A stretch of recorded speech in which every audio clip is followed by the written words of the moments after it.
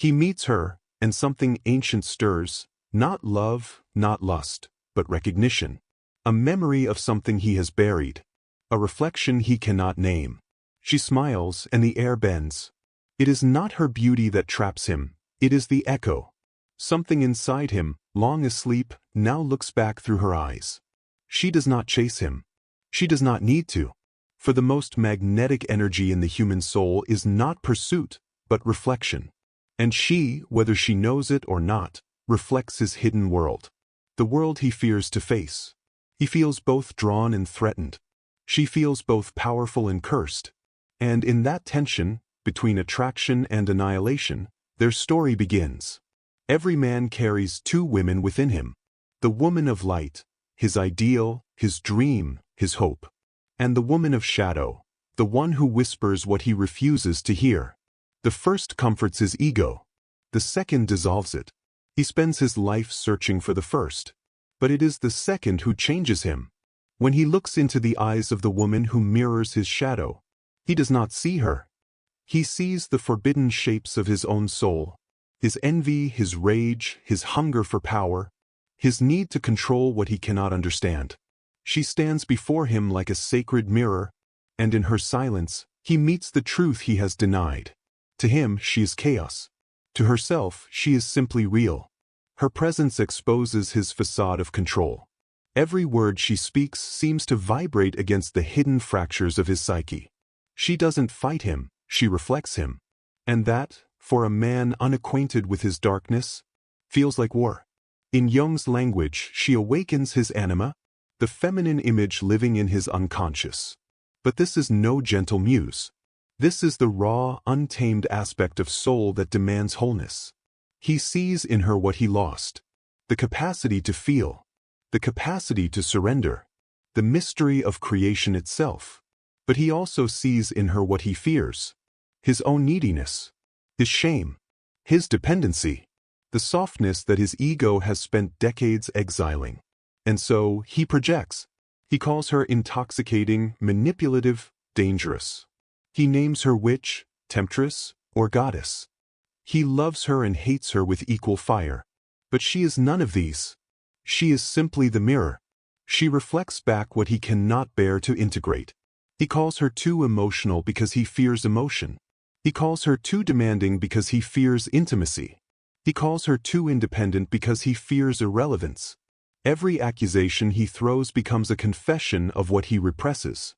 Every time he pulls away, he runs not from her, but from the mirror she holds. But what of her? She too feels the pull. The magnetic current of recognition. He does not see her clearly, yet his gaze intoxicates her. For in his hunger, she feels seen. In his intensity, she feels chosen. But slowly, she begins to sense the danger. His love feels like worship one day, and crucifixion the next. When he looks at her, he does not see her soul. He sees his unfinished work. And she, being empathic and intuitive, begins to carry it. She absorbs his shadows, his anger, his shame, his guilt, mistaking them for her own. Her nervous system begins to ache with emotions that are not hers. Her identity bends beneath the weight of his projection. And yet she stays, hoping to heal him. Because deep down, she believes she must. For a woman raised to equate love with caretaking, the line between compassion and self-erasure is thin as silk. But shadow work never belongs to another. The mirror can reflect, it cannot redeem. There comes a moment when the mirror cracks. When she can no longer hold his unconscious for him. When the fantasy collapses under the gravity of truth. He calls her distant, cold, detached. But she is not cold, she is awakening. She begins to see that his love was never truly for her. It was for the image she carried. And when that image breaks, his desire fades. He withdraws, shakes, and in the silence that follows, she meets her own shadow. For to mirror his darkness, she had to neglect her own. She too had projected, not her shadow but her light. She believed his pain would make her love more meaningful. She believed her empathy could save him. But beneath that tenderness lived her own wound. The fear of being unseen unless she is needed. This is the moment of separation. the painful but sacred death of illusion, when she stops being his mirror and begins becoming her own. In myth, this moment is the descent into the underworld.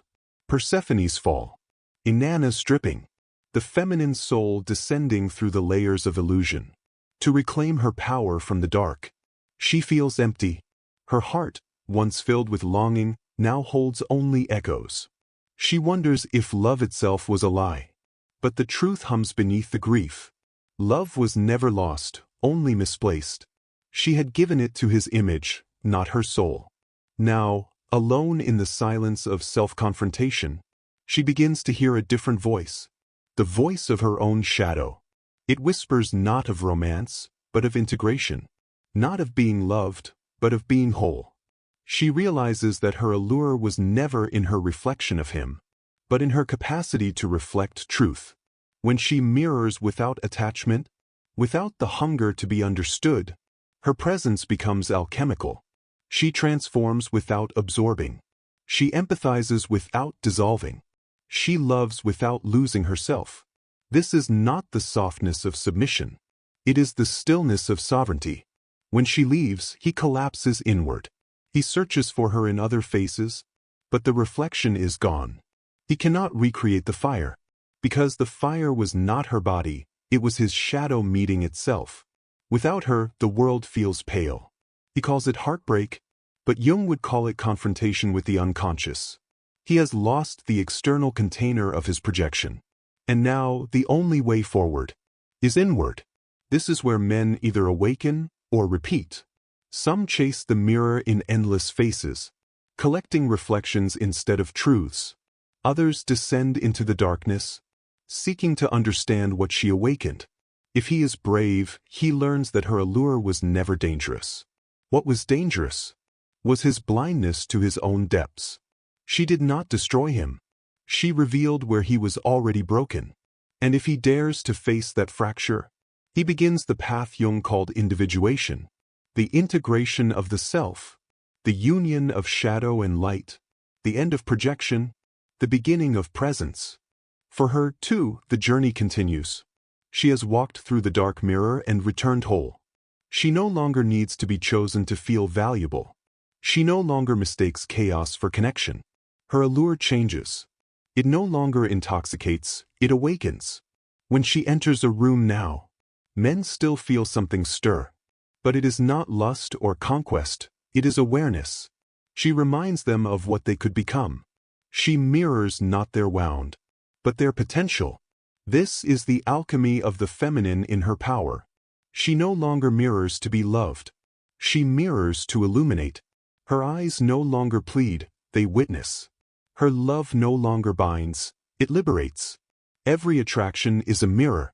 Every longing is an echo of what we have lost within ourselves. When a man says, "I don't know why I can't stop thinking about her," what he truly means is, "She awakens a part of me I've buried." And when a woman says, "He makes me feel alive," what she truly means is, "I am touching the part of me that forgot how to feel." In this way, love is not a transaction but a revelation. It shows us who we are, and who we are still afraid to become. But if we cling to the reflection, we mistake awakening for attachment. We become addicted to the person, instead of the transformation they evoke. The woman who mirrors his shadow is dangerous, only to those who refuse to see. For those willing to awaken, she is divine medicine. Ego craves comfort, shadow craves expression. When these collide in love, sparks fly. The man who lives from ego desires to possess. The woman who lives from shadow desires to be seen. Together, they create the chemistry of chaos. An alchemy that can destroy or purify, depending on awareness. If either seeks control, it becomes trauma. If both seek truth, it becomes transformation. This is why true love feels terrifying. It dissolves the illusion of separation. It forces the ego to surrender to something vaster. Stoicism would tell you to detach from passion. But Jung would say, enter it consciously. To feel without being consumed. To love without losing the self. To suffer without making it your identity. That balance, between depth and detachment, is the essence of mature love. One day, he meets her again, perhaps in dreams, perhaps in life. This time, the air between them is different. No more projection, no more performance. Just two souls who have walked through their own fires. She no longer mirrors his shadow. She mirrors his light, because he has met his darkness on his own. They speak not to fill silence, but to honor it. The desire still hums between them, but it is grounded now, like a river knowing its own bed. What once was chaos is now connection. What once was projection is now presence. He sees her, finally. And she, finally, is seen, not as an echo, but as a being. This is what Jung called the union of opposites. Not fusion, not dependency, but wholeness meeting wholeness. If you have ever been that woman, the mirror, the muse, the storm, you know the ache of being desired yet unseen. You know what it is to hold another's darkness, until your own hands tremble. But now you also know the secret. You were never meant to carry it. You were meant to awaken it. And if you have ever been that man, the one haunted by a woman you cannot forget, know this. She was never your enemy, nor your savior. She was the messenger of your own soul. Her allure was dangerous, because truth always is. In her reflection you met yourself, and that is the beginning of everything. The mirror breaks, the illusion dies, but the truth remains, luminous, eternal. He walks into his own depth. She rises into her own light. Their paths diverge, but their souls remember the dance. For it is through reflection that consciousness evolves. And somewhere, in the stillness between their hearts, the shadow and the light bow to one another and become whole.